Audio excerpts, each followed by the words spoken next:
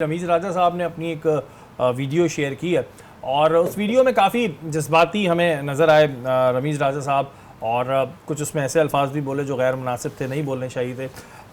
नसीम भाई, रमीज़ राजा साहब ये कह रहे हैं कि अगर आपके बॉलर्स नहीं चल रहे तो बाबर बेचारा क्या करेगा, बाबर कप्तानी में बेचारा क्या करेगा। उसके अलावा उन्होंने ये भी क्रिटिसाइज़ किया कि क्रिकेट बोर्ड को अपने आप को सही करने की ज़रूरत है, अपना माइंड सही करने की ज़रूरत है।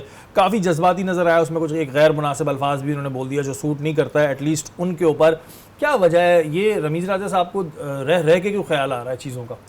देखिए, रमीज़ राजा साहब जो है वो समझ नहीं आते हैं वैसे। रमीज़ राजा साहब जब क्रिकेट बोर्ड के चेयरमैन नहीं बने थे तो उस वक्त उनके स्टेटमेंट मुख्तलिफ हुआ करते थे। फिर जब वो क्रिकेट बोर्ड के चेयरमैन बन गए तो उन्होंने अपने यूट्यूब चैनल का इस्तेमाल छोड़ दिया। फिर जब वो चेयरमैन से हटे तो फिर उन्होंने अपना अजीब से अल्फाज शुरू कर दिए।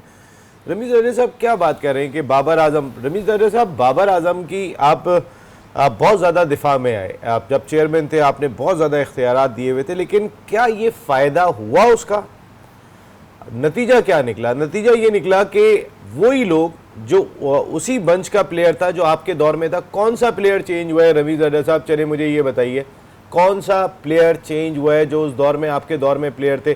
सऊद शकील टेस्ट खेल रहे थे उस वक्त, वो आ गए ओडीआई टीम में अपनी परफॉर्मेंस के बाद। बाकी तो वही टीम है जो आपके दौर में खेल रही थी।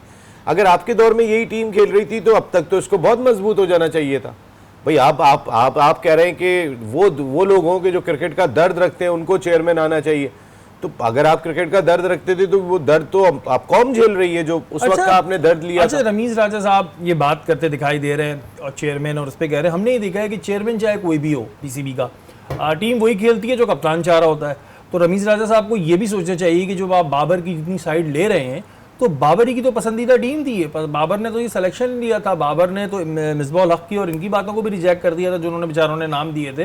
तो किस बात पे फिर रमीज़ राजा साहब ये कह रहे हैं? फिर उसमें वो कह रहे हैं कि सहाफ़ियों को भी रखा हुआ है इस काम के लिए कि जी आपकी जो चैट्स हैं वो लीक हो जाती हैं और हमारा क्रिकेट के लिए बड़ा स्टेक है। ठीक है, आपका टाइम था, और भी जो लोग खेल रहे हैं उनका भी अपना स्टेक होता है। मतलब जज्बाती वीडियो में वो वाली रिजवान वाली चीज़ मुझे ज़्यादा लग रही है कि एक्टिंग ज़्यादा लग रही है, काम कम लग रहा है। देखिए, ये बिल्कुल ऐसा लग रहा है कि जैसे बाप अपने बेटे को बचाने की कोशिश कर रहा है, जितने वो जज्बाती दिखाई दिए। और सॉरी आपकी बात काट रहा हूँ, यही रमीज़ राजा साहब थे जिन्होंने सरफराज को कहा था जी बाय बाय, अब उसके उनके क्रिकेट का वो खत्म हो गया। उसके बाद आके उन्होंने स्ट्रॉन्ग कमबैक करके दिखाया। उस वक्त ये प्लेयर्स को, अपनी मर्जी का प्लेयर अगर सरफराज इनको पसंद नहीं था तो उसके तो ये अगेंस्ट बहुत बातें करते थे।